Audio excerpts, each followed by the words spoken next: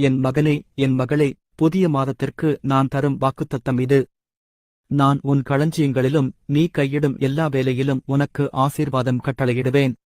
உன் தேவனாகிய கர்த்தர் நான் உனக்குக் கொடுக்கும் தேசத்திலே உன்னை ஆசீர்வதிப்பேன் என்று மெய்யாகவே உனக்கு சொல்லுகிறேன். இதோ, யேசபேலைக் காக்கிறவர் உறங்குவதுமில்லை, தூங்குகிறதுமில்லை. கர்த்தர் உன்னை காக்கிறவர், கர்த்தர் உன் வலது பக்கத்திலே உனக்கு நிழலாயிருக்கிறார். நான் உன்னை எல்லா தீங்குக்கும் விலக்கிக் காப்பேன். பகலிலே வெயிலாகிலும் இரவிலே நிலவாகிலும் உன்னைச் சேதப்படுத்துவதில்லை.